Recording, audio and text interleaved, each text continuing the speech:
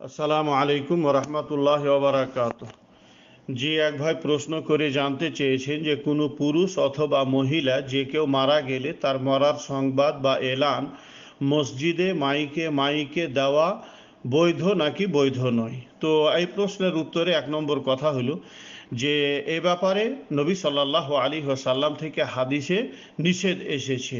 নিষেধ বলতে জাহেলিয়াতের যুগের লোকেরা যে পদ্ধতিতে ঘোষণা বা এলান দিত ওই পদ্ধতিতে ঘোষণা বা এলান দেওয়া এটা নিষেধ। এখন কথা হলো জাহেলিয়াতের যুগের লোকেরা কোন পদ্ধতিতে এলান করত। তাদের নিয়ম ছিল যে তাদের ভিতরে কেউ মারা গেলে একজন লোক পাড়ায় পাড়ায়, মহল্লায় মহল্লায়, বাজারে, মার্কেটে, দোকানে, বাড়িতে, গোত্র এবং বংশের লোকজনদের সভা সমিতিতে গিয়ে চিৎকার দিয়ে উচ্চ স্বরে উচ্চ কণ্ঠে বলে বেড়াইতো অমুক লোক মারা গেছে, অমুক লোক মারা গেছে। এটা ছিল জাহেলিয়াতের যুগের পদ্ধতি।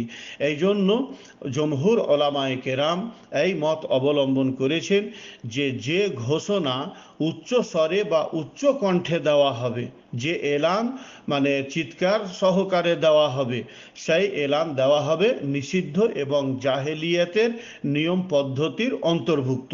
সুতরাং মসজিদে মাইকে যে এলান দেওয়া হয়, এখানে উচ্চ স্বরে এলান দেওয়া হলো, অতএব এটা নিষিদ্ধ, অবৈধ।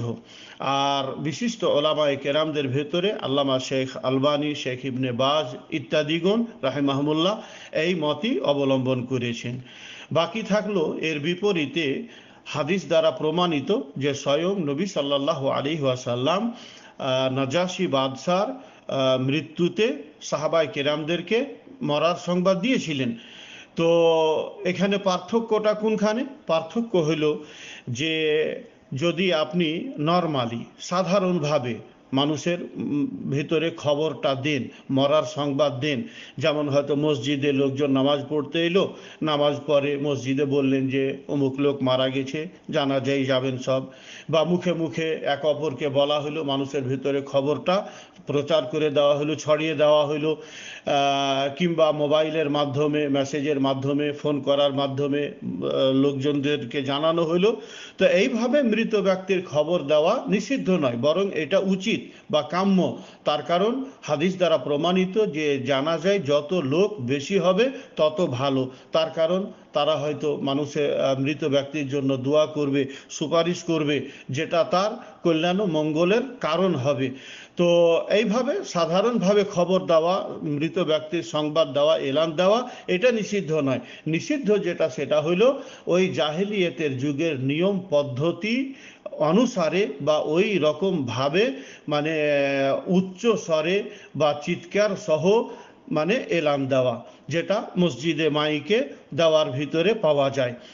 আর এটা আমাদের প্রায় মানুষের জানা যে এমনও হয়ে থাকে যে কোনো গ্রামে যদি 5-6টা মসজিদ আছে, তাহলে ওখানে সব পাড়ায় পাড়ায় গিয়ে ওই মসজিদের মাইকে এলান দেওয়া হয়। এটা অবৈধ পন্থা, অবৈধ পদ্ধতি। এবং এখানে বলতে গেলে উদ্দেশ্যের দিক থেকেও জাহেলিয়াতের যুগের যে উদ্দেশ্য, তাদের উদ্দেশ্যের সাথে সাদৃশ্য পাওয়া যায়। তাদের উদ্দেশ্য ছিল কি? মৃত ব্যক্তির প্রশংসা করা, তার মান সম্মান মানুষের ভিতরে প্রতিষ্ঠিত এবং প্রকাশ করা।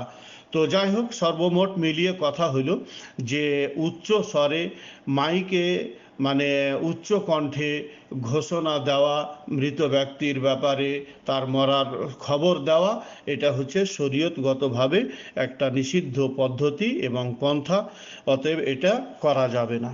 আশা করি উত্তর যথেষ্ট হয়ে হবে। আসসালামু আলাইকুম ওয়া রাহমাতুল্লাহি ওয়া বারাকাতুহু।